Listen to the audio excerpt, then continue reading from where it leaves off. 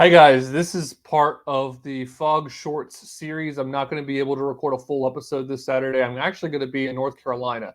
So here I am continuing. I already did one short about the Elon Musk and Donald Trump Twitter space where I also read our passage of the week.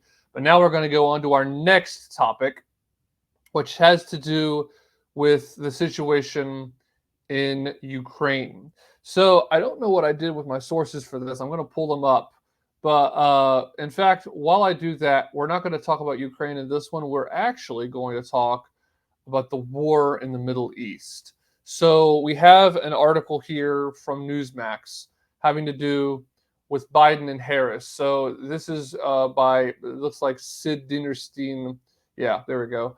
Opinion: Biden, Harris, forget hostages, effectively ask Israel surrender. Sid Dinerstein.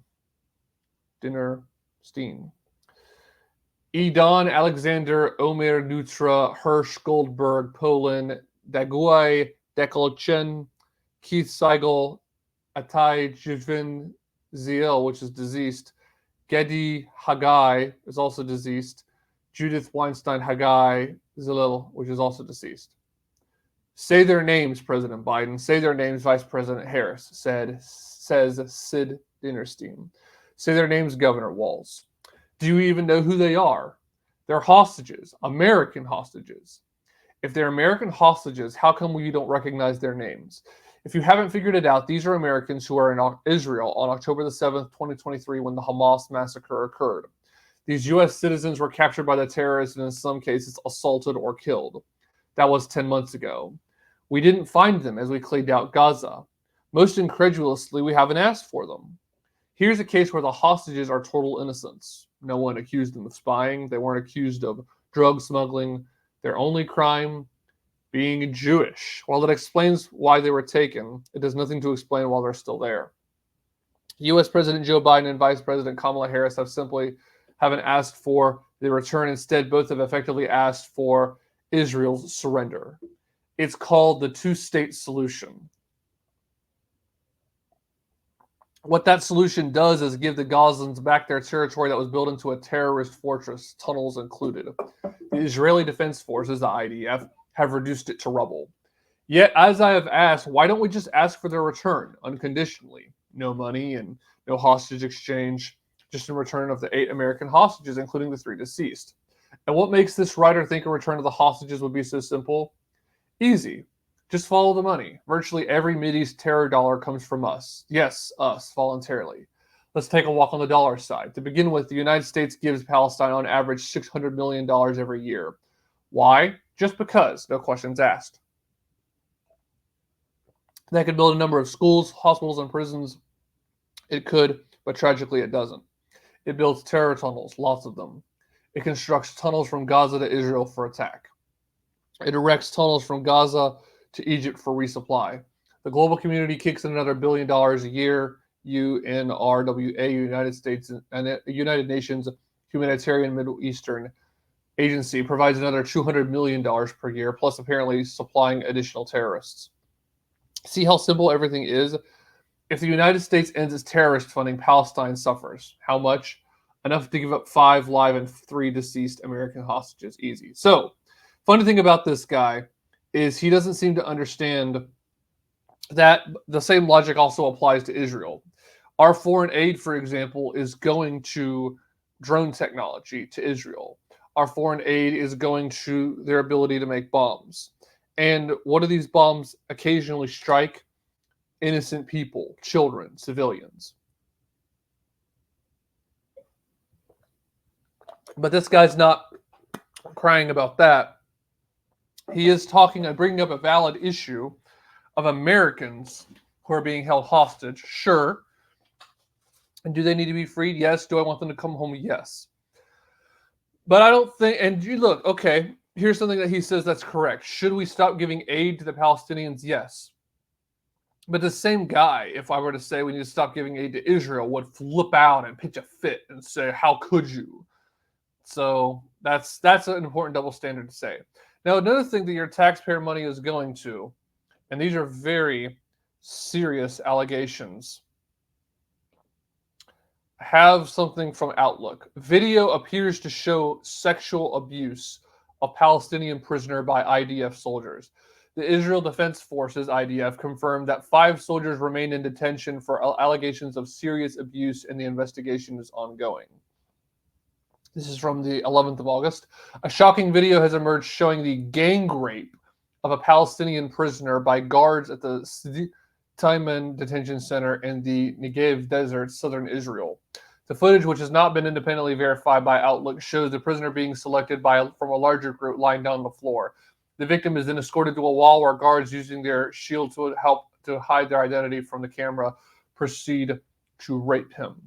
The attack has appeared and believes to have been so brutal that after he was transferred to the hospital, the victim was unable to walk, Israeli media reported. 10 soldiers from Force 100 unit responsible for guarding the facility were arrested on July 29th in connection with the rape. However, 3 of the arrested soldiers were released on August the 4th, adding to the 2 previously released by investigators following a military court hearing in Kfar Yona on July 30th. The Israel Defense Forces confirmed that 5 soldiers remain in detention for allegations of serious abuse, and the investigation is ongoing. The military court accepted the request of the military prosecution in its entirety and stated in its decision that the evidence shows a reasonable suspicion of the commission of these acts, the IDF said in a written statement. Okay, so it sounds like to me they are saying, yes, this happened. Not in so many words, but they're saying, yes, this happened. So that's another thing that our military is going to. When's the last time you've heard of this? We give all kinds of aid to NATO. When's the last time you've heard of British soldiers raping somebody in Afghanistan, for an example? Think about that.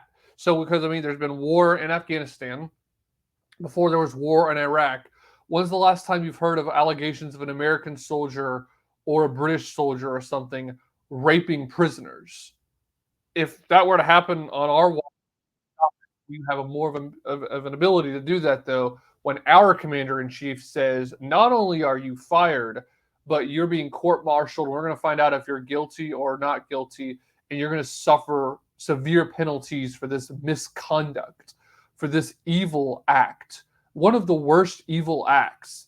All these people that are up in arms about October the 7th and the murder that happened that day, and yeah, there was a lot of people that died that day.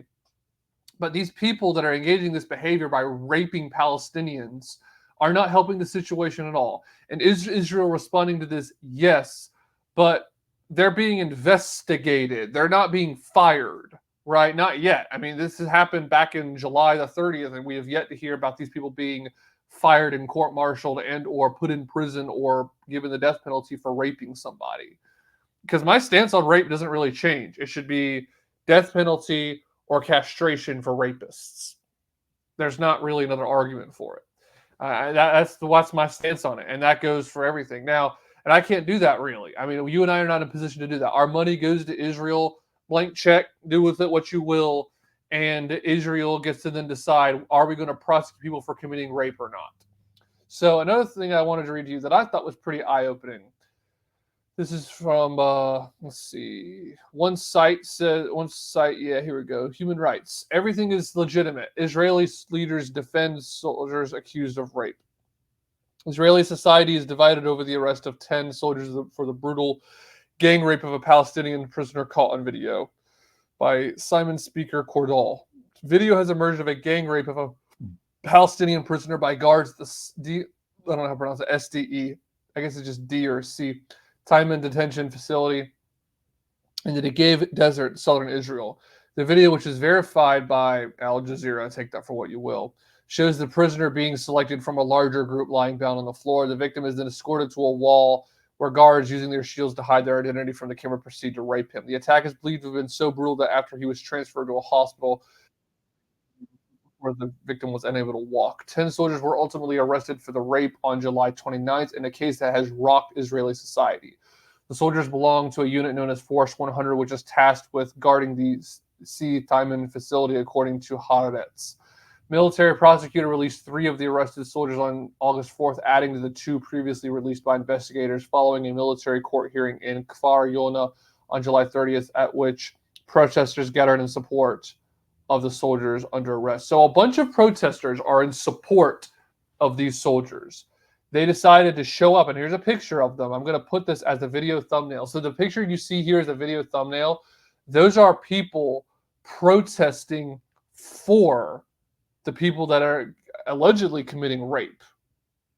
The video has shocked many within Israeli society. Some observers, including a local rights group and 2 UN agencies, have voiced concerns about the treatment of Palestinian prisoners. However, for some, including the country's far-right finance minister, the outrage has centered on the crime of recording the video rather than the alleged rape itself. That'd be like, think about this, guys. Think about how insane that is. That would be like if you have footage of a burglar breaking into your house, you present it in court as you're prosecuting this guy to the full extent of the law. He countersues and says, by you recording him, you're violating his right to privacy. It's like, no, you came on my property and you tried to steal something from me. You tried to put your thing inside me. You tried to rape me, and you're complaining about someone recording you doing it because it's proof against it. Get out of here, guys. Get out of here. Taking to Twitter on Thursday night, Bezalel Smotrich demanded an immediate criminal investigation to locate the leakers of the trending video that was intended to harm the reservists and that caused tremendous damage to Israel and the world, and to exhaust the full severity of the law against them. Get out of here. Others, including the hard right and ultranationalist politicians such as National Security Minister Itamar Ben-Gvir within Israel, have argued that any action, even gang rape, is permissible if it is undertaken for the security of the state. So those people, these people are calling hard right and ultranationalists, National Security Minister Itamar Ben-Gvir, allegedly, they're arguing that any action, even that, is permissible if it is undertaken for the security of the state. So if that is true, then God help us. And if that is true, and you're a Christian who is supporting Israel, wake up, people. Stop it. These people don't care what the military does as long as it protects Israel, even if it rapes